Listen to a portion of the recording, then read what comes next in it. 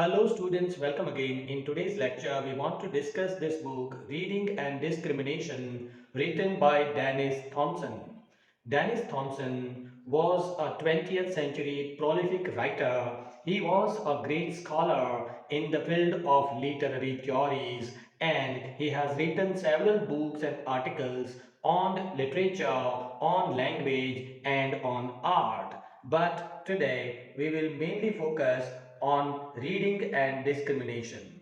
Apart from reading and discrimination, his other important works, as you can see on the screen, are the uses of poetry, what to read in English literature, discrimination and popular culture, directions teaching English. All these are some very well-known books written by Thomson.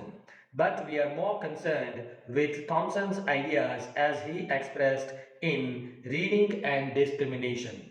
Actually, this particular Reading and Discrimination mainly focuses on the importance of developing critical reading skills among the readers. Okay, see, we all are the students of literature. As a reader, he believed that we should develop a kind of insight, a kind of critical insight to distinguish, to discriminate between good literature and bad literature.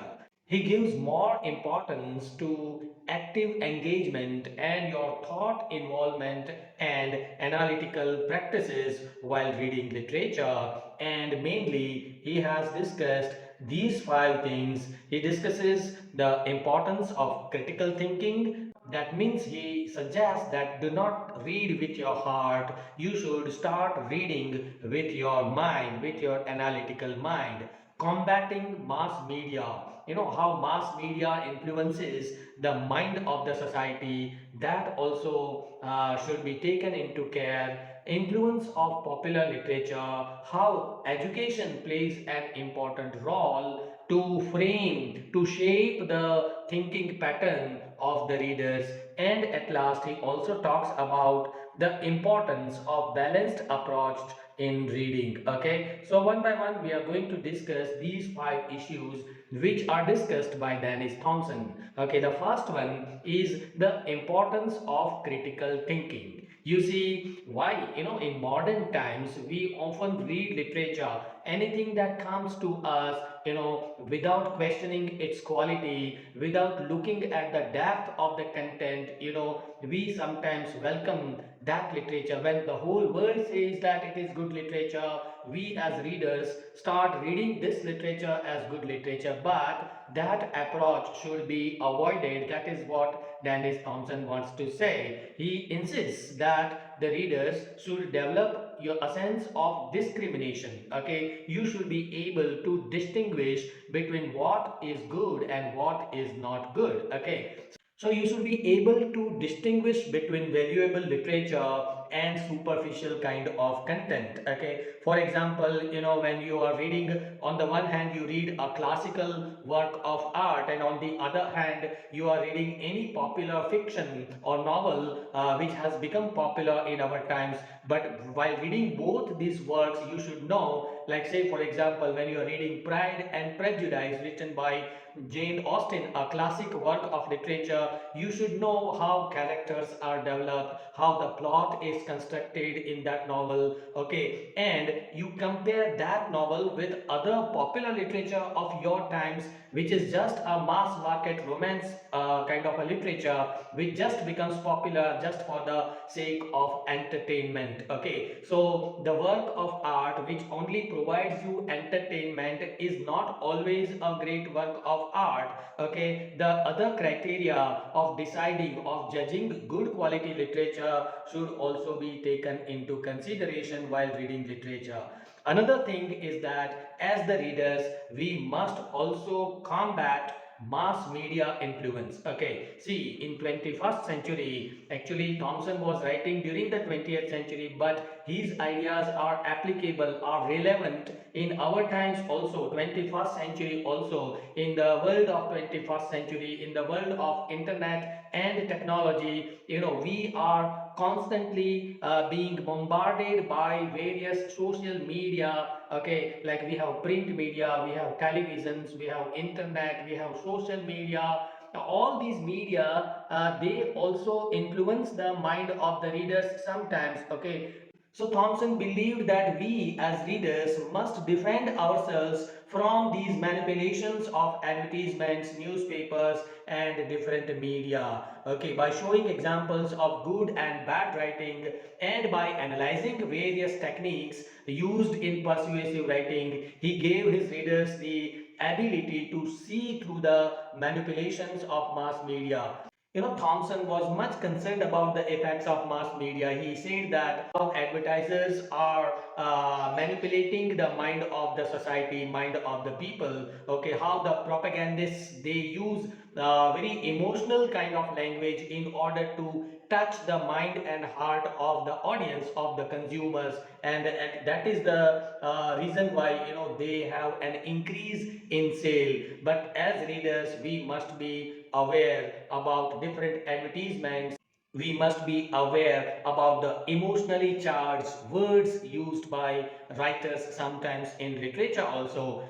Say for example, there was an advertisement, thumbs up, taste the thunder. Okay, a cold drink has nothing to do with thunder. Okay, in the same manner we have another ad like unche log unchi pasand.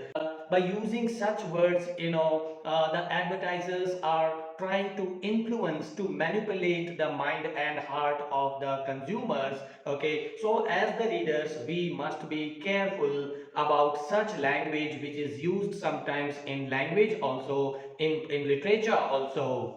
The third important point that he mentions in his book is how popular literature influences the mind of the people. Okay, often we read the books considering whether a particular book is popular among other audiences or not. Okay, sometimes when we read the title of the book, we read that 10 million copies have been sold. By reading these lines, we start reading that book, we purchase that book. Okay, he warns the readers, Thomson warns the readers against the uncritical acceptance of such literature, and he suggests that a best-selling thriller might be entertaining, but it may not have proper depth of content, depth of thought, and proper artistic craftsmanship. Okay, so you should be able to distinguish between what is good literature and what is bad literature. Do not consider how many copies have been sold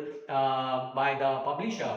Okay, the fourth important thing, the fourth idea that he has presented here is how education plays an important role in developing the analytical thinking, analytical mind of the students. He believed that education plays a very crucial role. Okay, schools and universities should teach the students not only to read but to analyze, to be critical, and then to choose the right kind of literature. For example, a student studying poetry, okay, he knows how to examine, how to evaluate and appreciate a work of art. When you read T.S. Eliot's The Wasteland, okay, it has some qualities of its own. Okay, the kind of symbols, how they are used, the kind of allusions used by T.S. Eliot in The Wasteland, and compare that with any popular poetry which is so called a popular poetry. Okay, so as the students of literature we must do that also. And the fifth important idea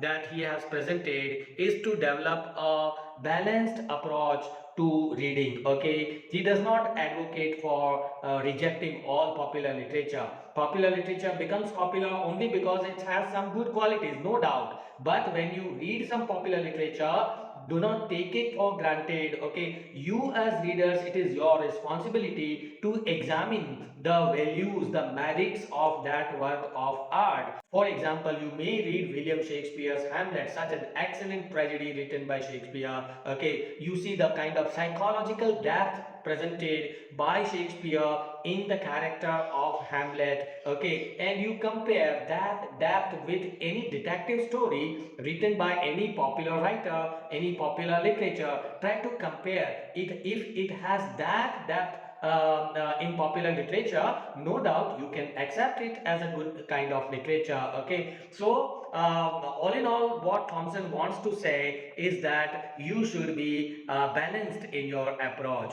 Why Thompson is relevant in our times, as I told you earlier also, as we are living in 21st century, we are living in a time period where mass media, social media, television, advertisements, internet and Facebook and Instagram, all these are bombarding different knowledge on the mind of the people. It is at this particular time that you should develop the quality of discrimination, or you should be able to distinguish between meaningful literature and superficial or trivial kind of literature.